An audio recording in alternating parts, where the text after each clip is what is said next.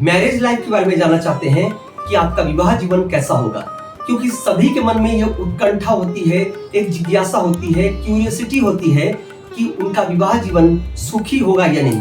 सभी लोग सुखी होना चाहते हैं, परंतु विवाह जीवन में सबको सुख नहीं मिलता, क्योंकि ये किस्मत की बात है। वो मालिक, वो प्रभु जिन्हें हम भगवान कहते हैं, उन्होंने हमारे किस्मत में विवाह जीवन का सुख लिखा है या नहीं, वो तो हमारी जन्म कुंडली अर्थात जन्म पत्रिका में बैठे ग्रहों की स्थिति और नक्षत्र एवं भाव स्फुट ही बतलाएगा कि क्या होने वाला है। और यहाँ पर एक बात और है जो नोटिस करने वाली है कि विवाह जीवन में एक के साथ दूसरे का मैच मेकिंग में पॉइंट्स क्या आ रहा है। हालांकि पॉइंट्स टेबल अंतिम बात नहीं करते, परंतु वहां अष्टकूट का विचार किया जाता है, जो कि अति आवश्यक है। अष्टकूट का जो विचार है वो है वर्ण से लेकर नाड़ी तक। अब नाड़ी तक ये जो 8 सेक्शंस है, उनमें आपको कितना मिला है, कॉम्पैटिबिलिटी मैचेस क्या है कंपैरिजन करने पर जो निष्कर्ष प्राप्त हो रहा है कि लड़के के साथ लड़की का मैच मेकिंग मतलब एडजस्टमेंट्स, वहां पर उनका सिंक्रोनाइजेशन या फिर केमिस्ट्री कह सकते हैं, क्योंकि लाइफ जो है ना एक केमिस्ट्री का खेल है।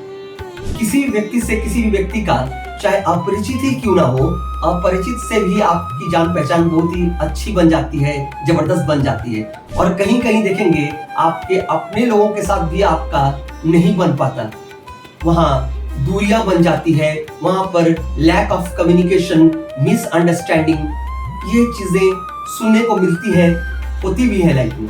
वहीं विवाह जीवन में भी ये बातें होती हैं कि जो विवाह करने जा रहा है लड़का या लड़की, उसके साथ जो उनका पार्टनर है, वहां पर क्या कितने मैचेस हैं उनके, यानी कितना कॉम्बिनेशन मैच कर रहा है, थॉट प्रोसेस हो, उनका काम करने का तरीका हो, कहीं उनकी सोच किसी विषय पर एक आती है या फिर बिल्कुल विपरीत दिशा में चली जाती है। क्योंकि यही छोटी छोटी बातें संसार में यानी वैवाहिक जीवन में कभी कभी आपस में झगड़ा, विवाद, कोर्ट केसेस, डिवोर्स, सेपरेशन तक ले जाते हैं, या फिर कभी कभी कोल्ड वॉर भी देखने को मिलता है।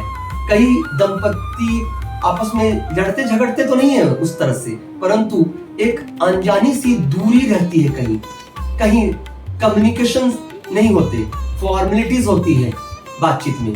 कुछ लोग कहेंगे कि अमुक घर में मैंने देखा है लड़ाई नहीं होते, दाम्पत्य जीवन बहुत ही सुखी होगा। ये बिल्कुल ऊपरी सतही तौर पर आप सोच रहे हैं। ये कैलकुलेशन या ये मूल्यांकन जो आपने किया, ये बिल्कुल गलत है, मुंह के बल गिरेगा। क्योंकि कई दंपत्ति आपस में लड़ते झगड़ते नहीं है, उनके प्लैनेटरी पोजीशन या नक्षत्र के खेल कुछ और बतलाते हैं कि वहां पर कोल्ड वॉर चल रहा है। वहां एक व्यक्ति दूसरे से डोमिनेटेड हो रहा है, उस डोमिनेशन को ले रहा है, परंतु अंदर ही अंदर उसका दिल कचोटते चला जा रहा है, उसको तकलीफ हो रही है, समस्या में है वो व्यक्ति, परंतु वो किसी से बोल भी नहीं पा रहा कि क्योंकि ये प्राइवेट विषय है, किसी को बोले तो सामने वाला इसका मजाक उड़ाएगा। ये कई तरह की बातें वैवाहिक जीवन में होती हैं। तो यहाँ पर ग्रहों का खेल क्या कहता है? विवाह जीवन में अष्टकूट विचार यानी 36 गुण के आंकड़े का खेल नहीं है ये।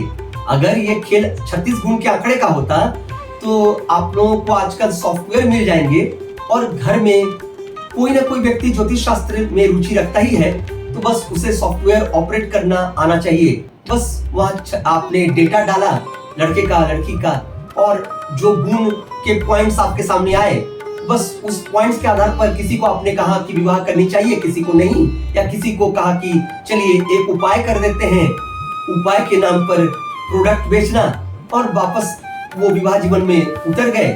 बाद में जो समस्याएं थी वो वहां की वहां रह गई, कठिनाई, तकलीफें बढ़ती चली गई समय के साथ। एडजस्टमेंट्स जो है वो सही तरीके से नहीं बैठ पाया, एक दूसरे के साथ तालमेल में गड़बड़ी आई, विवाह जीवन में कई तरह की समस्याएं आना आरंभ हो गया।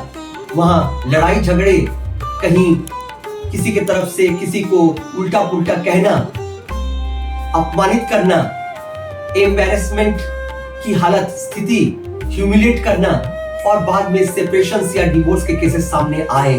ऐसा ही होता आया है, क्योंकि मैच मेकिंग का खेल वहां पर असली कहानी नहीं कहता।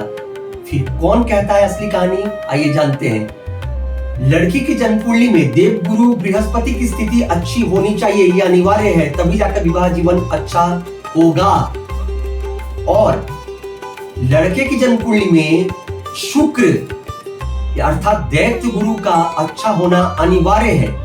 इसके साथ ही साथ मैंडेटरी है सप्तम भाव का अच्छा होना या सप्तमेश की स्थिति स्ट्रॉन्ग होना। अगर सप्तम भाव पीड़ित है या येन केन प्रकार सप्तमेश पाप ग्रहों द्वारा दृष्ट है या पाप मध्य है, यानी पाप ग्रहों के मध्य बैठा है, तो फिर विवाह जीवन से रिलेटेड समस्याएं आएंगी ही।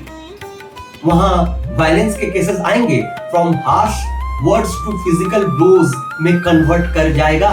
वहां ट्यूनिंग या बॉन्डिंग एक सर्टेन टाइम के बाद फेल करना तय है। तो ज्योतिष शास्त्र में और भी कई नियम है जहां भाव स्फुट का देखा जाना आवश्यक है, जहां लड़की की जन्म कुंडली के साथ लड़के की जन्म कुंडली का जब मिलान हो रहा है, वहां पर पाप ग्रह कहां बैठे हुए हैं, उनके लग्न से पाप ग्रहों का किस स्थान में बैठा रहना शुभ संकेत देता है और कहां बैठा रहना अशुभ संकेत, यह जानना आवश्यक है।